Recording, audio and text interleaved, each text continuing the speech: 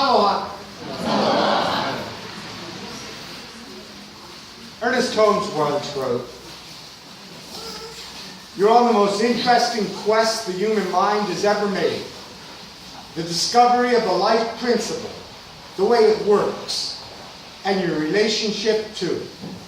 You're about to make the greatest discovery of your life, which is how to use the creative power of your thought for definite purposes. Purposes which will benefit you, your family, and your friends.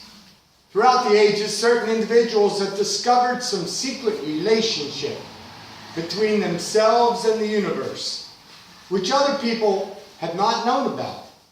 And because of this, they have either consciously or unconsciously used a power that to the ordinary individual seems miraculous because of its effects. Others have stood in awe before them, reeling that God has delivered some message to them which was withheld from others. This age of superstition, of fear, and ignorance is passing out of existence. And intelligent people are beginning to say, my relationship to God, to the universe, to the power which is greater than I am, must be as immediate to me as to any other person who has ever lived. There is a secret, the great secret of life itself, and I expect to discover it. And when I do, I know it will be immediate and personal to me. Something that I can live by and use. Something that I can benefit by and demonstrate. Something that will take the uncertainties of life away. I say, life doesn't happen to you. It happens for you. How do I know this? I don't. But I'm just telling you what I think. That's my job around here, you know? And I think that that's what we all are here to do, is to just talk to each other and remind each other that we're part of a bigger self than just individualized. As we awaken to our spiritual magnificence, there's a stubborn memory of an outdated belief system that still sees me as a separate part.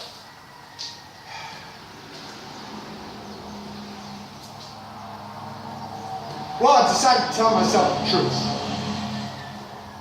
And I say to myself, Tag, you don't understand who you're dealing with. I'm a lot bigger than that box you're trying to put me into. I have no limits. I cannot be contained because I'm the container. And you can't contain the container. Tag, you can't contain the container. I can't contain the container. Life isn't as complicated as we'd like it to be. You know, it's just about letting the universe know what it is I want. And then working towards it while letting it come as it will, without deciding how it's going to happen. My job is not to figure out how. It is just to open the door in my own head, and when the door opens within my life, step through it. Don't worry if you miss your cue.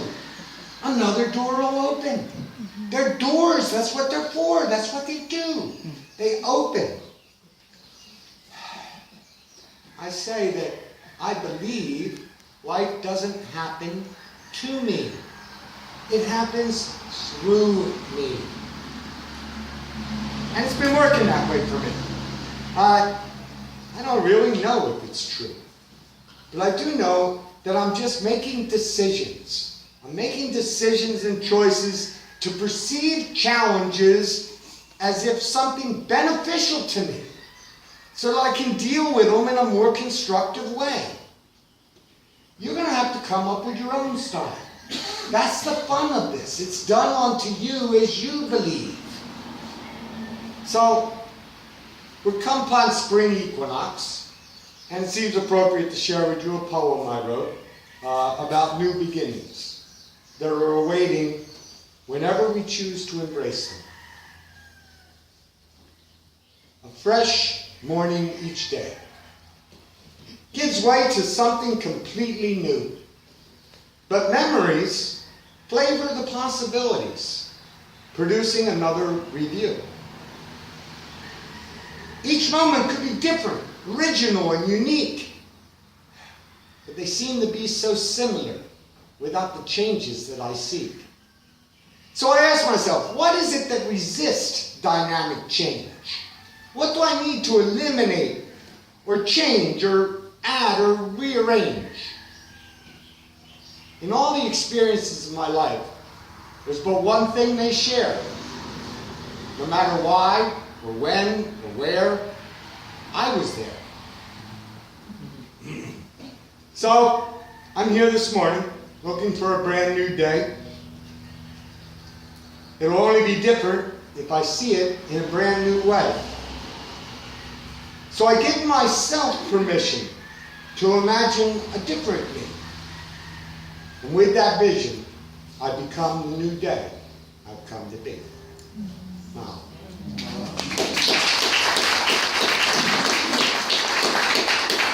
okay, let's breathe together.